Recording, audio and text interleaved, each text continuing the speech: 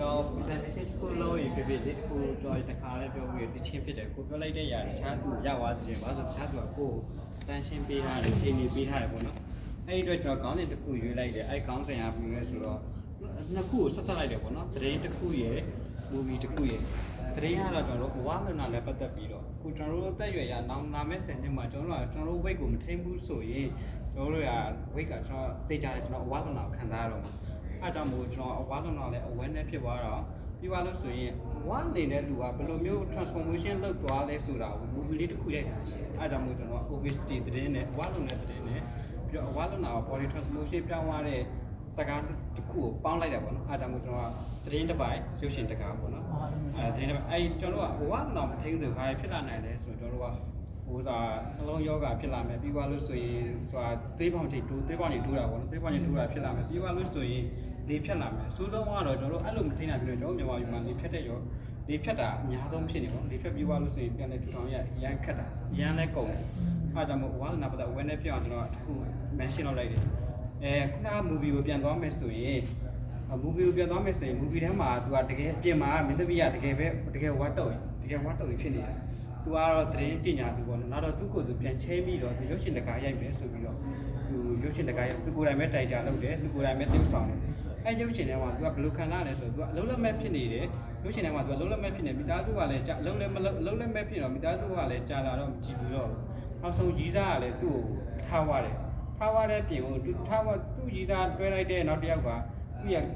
ရင်းဆုံး background ဖြစ်နေပါတော့ရင်းဆုံးတကယ်လေးပြအမှန်နဲ့သူကရောင်းစိတ်တက်ကြပါ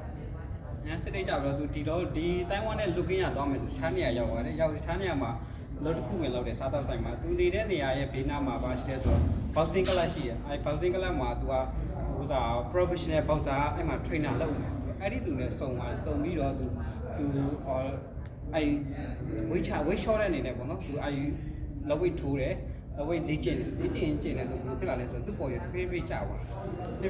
ယ်ပုံမှန်အဖြစ်ရုပ်ရှင်တွေဆိုရင်ကျွန်တော်တို့ကအရန်ဝါတဲ့လူက character တစ်ယောက်ပြောဆိုရန်ပိန်သွားလို့ဆိုတော့မင်းသမီးကဝင်လာတယ်သူအဲ့လိုမဟုတ်သူ့ရဲ့ body ကချက်ရုပ်ရှင်ထဲမှာကချက်ပြေးချင်းသွားနောက်ဆုံးကြသူဘယ်လိုဖြစ်သွားလဲဆိုတော့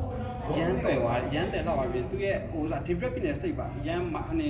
လက်ဆက်သွားပြီးတော့ရန်ဘယ်လိုပြောမလဲအောင်မြင်သွားပြီးတော့သူကြိုးဝိုင်းနဲ့ဝင်တယ်ကြိုးဝိုင်းနဲ့ဝင်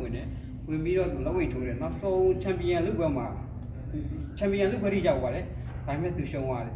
ဒါပေမဲ့လက်ဝိတ်ပွဲမှာသူရှုံးသွားပြီမဲ့သူ့ရဲ့ body transformation ရန်အောင်မြင်သွားတယ်အောင်မြင်သွားပြီးတော့ဘယ်လိုပါဖြစ်သွားလဲဆိုတော့ရုပ်ရှင်ပြီးသွားတော့အဲ့ဒီရုပ်ရှင်ကပြုတ်မှရန်ဂျီပန်းစားတဲ့ရုပ်ရှင်ဖြစ်သွားတယ်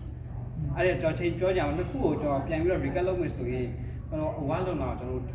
awareness ဖြစ်အောင်ထိန်းမယ်ပြီးသွားလို့ဆိုရင်အဲ့ဒီအဝါလွန်တာနဲ့ပတ်သက်ပြီးတော့ motivate ဖြစ်အောင်ရုပ်ရှင်တကားရှိပေါ့အဲ့ရုပ်ရှင်ရိုးရုပ်ရှင်တွေများလေရိုးလို့ပေါ့နော်ခုနကကျွန်တော်ပြောရုပ်ရှင်ရိုးလို့အဲ့ရုပ်ရှင်ကိုလေကြည့်တင်နေဆိုတော့ကျွန်တော် recommend ပေးတာ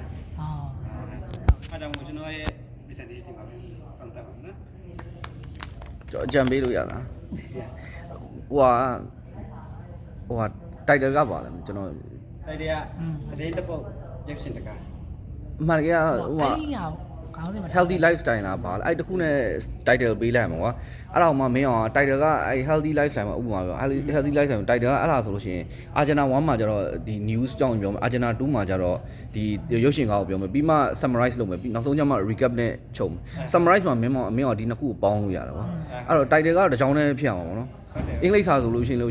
စတန်ဒတ်အများကြီးဆိုလေသူများမှတ်မိမှာမဟုတ်အဲ့ဒါအကြံပေးတာပါ title တော့ကောင်းကောင်းမရှိဘူးတော့ title ကဟိုကျမကြီးနဲ့ပတ်သက်တဲ့ healthy lifestyle အကြောင်းပြောပါမယ်ဆိုတော့မျိုးအဲ့ဒါ title ကွာဟိုကနှစ်ခုက agenda မှာသွားမှာ agenda မှာ agenda ကလည်းမင်းအောင် title ဖြစ်ရမှာပေါ့ agenda ကလည်းဟို the movie I have been watched something တခုခုပေါ့အတိုလေးနှစ်ခုမှနောက်ဆုံးကျမှ summary ပြန်ပေါင်းမယ်နောက်ဆုံး recap ကတော့တတ်ပေါ့နော်ဟုတ်ကဲ့နည်းနည်းလေးပြန်ချုပ်ဖို့title နဲ့အဲ့ခါကျအခုကြာဘယ်လိုဖြစ်သွားအဲ့ဟိုမှာတော့ကြာ English လို့ပြောတဲ့ခါဘာရောပါလဲဆိုတော့ news